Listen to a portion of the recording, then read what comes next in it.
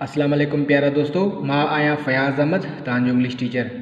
काफ़ी ॾींहंनि खां असीं मुख़्तलिफ़ न्यूज़ पढ़ूं पिया down for the beginner session में।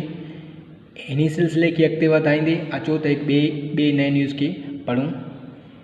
अॼोको न्यूज़ आहे 2 army officers 2 army officers hurt ज़ख़्मी थी पिया in North Waziristan blast. North Waziristan में थियल धमाके में या नॉर्थ वज़ीरिस्तान में थियल धमाके में 2 आर्मी ऑफिसर्स ज़ख़्मी थी पिया। 2 आर्मी ऑफिसर्स वर इंजर्ड। ही जेको सेंटेंस आहे पैसिव में आहे, पास्ट इंडेफिनाइट आहे। 2 आर्मी ऑफिसर्स ज़ख़्मी थी पिया when an explosive device went off। जॾहिं हिकु धमाकेदार औज़ार फाटी पियो, धमाके में फाटी पियो near a convoy of security forces जे काफ़िले जे भरिसां in Mirali tehsil of north Waziristan जे मीराली तहसील में डिस्ट्रिक्ट ऑन सैटरडे छंछर ते सेड अथॉरिटीज़ इंतज़ामिया चयो। डिस्ट्रिक्ट नॉर्थ वज़ीरिस्तान तहसील मीराली में हिकु धमाको थियो सिक्योरिटी फोर्सिस जे काफ़िले जे वेझो, जंहिंमें 2 आर्मी ऑफिसर्स ज़ख़्मी थी पिया। अचो त हेठि वधीक पढ़ूंसि। Official sources said. सरकारी ज़रियनि मुताबिक़ या सरकारी ज़रियनि चयो दी army personnel were conducting a routine patrolling। Army जा एहलकार उहे रोज़मर्रा गश्त करे रहिया हुआ ऑन बनू मीराली रोड ते when the device was detonated।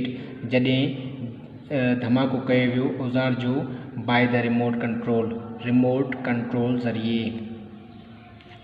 As a result of the explosion, धमाके जे नतीजे में Major Asif Islam and captain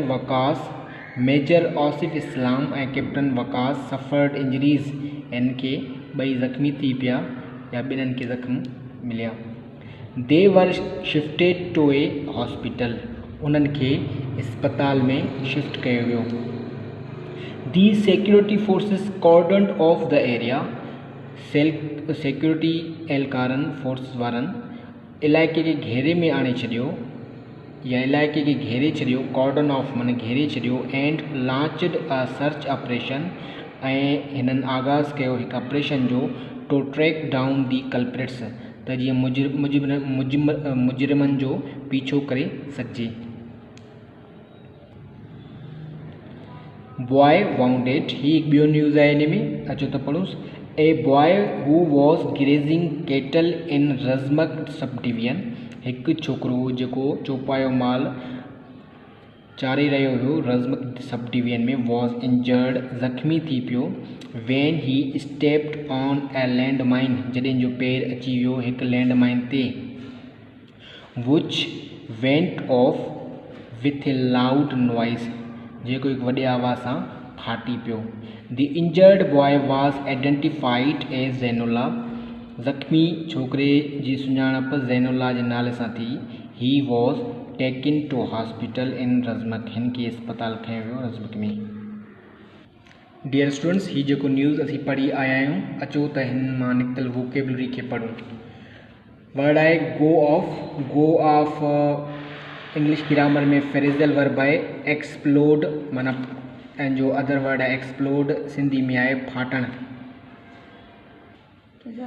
Conway noun आहे, सिंधी में जो मीनिंग आहे काफ़िलो। ॿियो वर्ड आहे पेट्रोलिंग इंग्लिश ग्रामर में नाउन आहे, सिंधी में असीं इनखे गश्त चऊं था। डेटोनेट वर्ब आहे, इंग्लिश में जी मीनिंग आहे एक्सप्लोड धमाको करण या फाटी पवण। ॿियो वर्ड आहे कॉर्डन ऑफ इंग्लिश ग्रामर में फ्रेज़ल वर्ब आहे, सिंधी में आहे घेरे में आणण।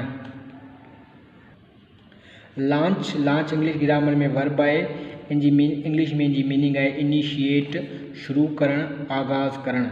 ट्रैक डाउन फ्रेजल वर्ब आहे, ट्रैक डाउन माना चेज़, पीछो करण। डियर स्टूडेंट्स, ही वोकेबलरी आहे, तव्हां इनके लिखी करे याद करे सघो था ऐं पंहिंजे सेंटेंस में यूज़ कयो। आई होप के इन न्यूज़ के तव्हां सम्झी चुका हूंदो। Thank U.